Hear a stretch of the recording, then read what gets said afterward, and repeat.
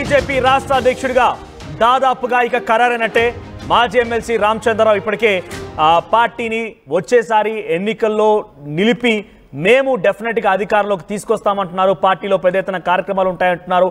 ప్రభుత్వానికి వ్యతిరేకంగా పోరాడతానంటున్నారు. ఇప్పటివరకు ఒకే ఒక నామినేషన్కి తయారయ్యారు. మధ్యాహ్నం 2 గంటల సమయంలో నామినేషన్ దాఖలు చేస్తారు ఆయన. ఆ తర్వాత దాదాపుగా ఈరోజు సాయంత్రానికల్లా ఒకే ఒక్క నామినేషన్ వచ్చింది కాబట్టి వచ్చే అవకాశం ఉంది. వచ్చింది కాబట్టి డెఫినెట్గా ఆయన ఒక్కరి పేరే ప్రకటించే అవకాశం కనబడుతోంది. కాసేపట్లోనే అధికారికంగా బీజేపీ ప్రకటించే అవకాశం ఉంది. నాపై అధిష్టానం మోపినటువంటి ఈ బాధ్యతల్ని సమర్థవంతంగా నిర్వర్తిస్తానని, నేతలందరినీ కలుపుకొని పార్టీని ముందుకు తీసుకెళ్తానని, వచ్చే ఎన్నికల్లో పార్టీని అధికారంలోకి తీసుకొస్తానని చాలా ధీమా వ్యక్తం చేశారు ఆయన. ఇక్కడ చూడండి, సంఘటన పరు నోటిఫికేషన్. సో ఎవరెవరైతే అధ్యక్షులుగా పోటీ పడుతున్నారో నామినేషన్లు వేయమని చెప్పి ఈరోజు Bharatiya Janata Party official letter pad పైన ఆ నోటిఫికేషన్ విడుదల చేసింది. సో సాయంత్రం 4 గంటల వరకు నామినేషన్ స్వీకరణ ఉంటుంది. 4 గంటల నుంచి 5 గంటల వరకు ఉపసంహరణ ఉంటుంది. ఆ తర్వాత ప్రకటన ఉండే అవకాశం ఉంది. ఒకే ఒక్కరు కనుక డైరెక్ట్గా నామినేషన్ వేస్తే ఆ ఒక్కరికి డైరెక్ట్గా ఇచ్చే అవకాశం ఇప్పటివరకు అయితే ఎవరికి నామినేషన్ సిద్ధంగా లేరు. కేవలం అధిష్టానం పిలుపు మేరకి ఫోన్ ద్వారా వచ్చిన సమాచారం మేరకి మాజీ ఎమ్మెల్సీ రామచంద్రరావు మాత్రమే ఆయన బరిలో ఉంటున్నారు. ఆయన ఒక్కరి నామినేషన్ వేసే అవకాశం ఉంది. ఇక నో డౌట్ అట్ ఆల్ దాదాపుగా ఖరారైనట్టుగానే భావించాలి. అయితే తను ఏ రకంగా పార్టీని ముందు తీసుకెళ్లబోతున్నారు, పార్టీలు ఎటువంటి కార్యక్రమాలు తీసుకెళ్లబోతున్నారు అనేది ఆర్టీవీతో ఎక్స్క్లూజివ్గానే మాట్లాడుకొచ్చారు. సో మాజీ ఎమ్మెల్సీ రామచంద్రరావు అధికారికంగా ఈరోజు ప్రకటించినటువంటి అవకాశం నేపథ్యంలో ఆయన నామినేషన్ వేయక మునిపే తన మాటల్లో ఏం చెప్పాడో చూద్దాం. బీజేపీ తెలంగాణ రాష్ట్ర అధ్యక్షుడిగా అటు మాజీ ఎమ్మెల్సీ రామచంద్రరావు అయినట్టు తెలుస్తుంది. ఈ పదవి కోసం కూడా కొద్దిసేపట్లో నామినేషన్ వేన్నారు. మనతో పాటు మాట్లాడడానికి రామచంద్రరావు గారు ఒకసారి మాట్లాడించేటువంటి ప్రయత్నం. సార్, ముందుగా మీకు ఆర్టీవీ నుంచి కంగ్రాచులేషన్ సార్. Thank you. ఎప్పుడు నామినేషన్ వేయబోతున్నారు, ఏ విధంగా ఫీల్ అవుతున్నారు? ఎందుకంటే చాలా మంది ప్రయత్నించారు, మీరు ఎట్లా ఫీల్ అవుతున్నారు సార్? ప్రయత్నం ఎంతమంది చేసినా కూడా పార్టీ ఎవరికి ఇచ్చినా కూడా అందరం కలిసి పనిచేసేటటువంటి ఒక ఆలోచన మేము ఉన్నాం. నాకు ఇవ్వకుండా ఇంకెవరికి ఇచ్చినా కూడా నేను కలిసి పనిచేసేటటువంటి ఆలోచన నాది.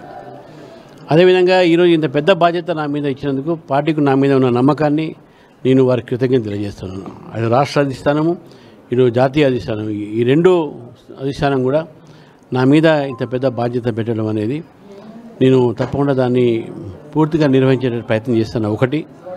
రెండోది, సమగ్రత నాయకత్వాన్ని నేను తెలంగాణలో మేము ఆ సమగ్రత నాయకత్వంతో నాయకులు కార్యకర్తలు కలిసి తెలంగాణలో అధికార దిశలో పార్టీని తీసుకుపోయేటువంటి ప్రయత్నం చేస్తాం. ఇంకా చాలామంది ఆశించారు, కొంతమంది ఇంకా నామినేషన్ కూడా వేస్తామంటారు. అఫీషియల్గా మీరే వేస్తున్నప్పుడు కూడా నామినేషన్ వేస్తాము, మాకు ఇవ్వలేదని చెప్పి కొంత అసంతృప్తి ఉంది. వాళ్ళని ఎట్లా కలుపుకపోతారు? నాకైతే అటువంటి సమాచారం రాలేదు. మళ్ళీ అటువంటి ఉండవు. మా పార్టీలో ఏదున్నా సరే క్రమశిక్షణతో ఉంటారు అందరూ కూడా. అటువంటి ఆలోచన ఎవరికి ఉండదని చెప్పి నేను భావిస్తా ఉన్నాను. ఏపీకి కానీ తెలంగాణకి ఇద్దరు అధ్యక్షులను చూస్తే సంఘు బ్యాక్గ్రౌండ్ కానీ పార్టీ చాలా సుదీర్ఘకాలం ఉన్నటువంటి నేతలకే ఇచ్చినట్టు కొంత చర్చ జరుగుతుంది. అదే నిజాం అంటే లీడర్షిప్ కాదు, కంటిన్యూ అంటే స్ట్రాంగ్గా ఉండేటువంటి వాళ్ళకు పార్టీని సంస్థాగతంగా బలోపేతం చేసేందుకు రామచంద్రరావు ఒక అవకాశం లభించింది అనుకోవచ్చు. ఇప్పుడు పార్టీ అన్నింటిలో బ్యాలెన్స్ చేస్తుంది. మీరు చూడండి, మేము ఎంపీలు కానీ ఎమ్మెల్యేలు కానీ మీరు ఉన్నటువంటి ఎమ్మెల్సీలు కానీ మేము అవకాశాలు ఎట్లా ఇచ్చినాం, అందరికీ ఇచ్చినాం కదా. కొత్త వాళ్ళకి ఇచ్చినాం, పాత వాళ్ళకి ఇచ్చినాం. పార్టీలో కూడా అధ్యక్షుల పదవి మాత్రమే పాత వాళ్ళకి ఇస్తే కింద చాలా పోస్టులు ఉన్నాయి కదా. అందరినీ మేము అందుకని చెప్పాను, సమగ్రత నాయకత్వం, అందరికీ సమన్యాయం జరుగుతుంది. పార్టీలో ఎవరిని కూడా వివక్షత ఉండదు.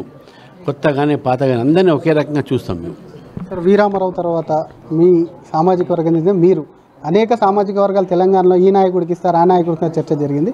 బీసీ కార్డు ప్రధానంగా నడుస్తుంది. దానికి సంబంధించి మీకే ఇవ్వడాన్ని మీరు ఎట్లా చూస్తారు? నేను బీసీని అప్లిఫ్ట్ చేయడంలో, బీసీని పైకి తీసుకురావడంలో, బీసీ సామాజిక వర్గం న్యాయం చేయాలనేటువంటి ఆలోచన బీజేపీది.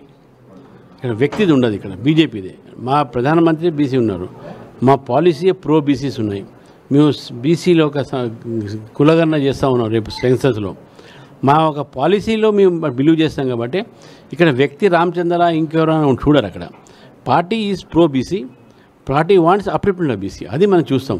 వ్యక్తి ఎవరైతే ఏంది, నామినేషన్ ఎప్పుడు అయిపోతున్నారు సార్? 2 o'clock. ఓకే సార్, మరొకసారి కంగ్రాచులేషన్, థ్యాంక్ యూ సార్.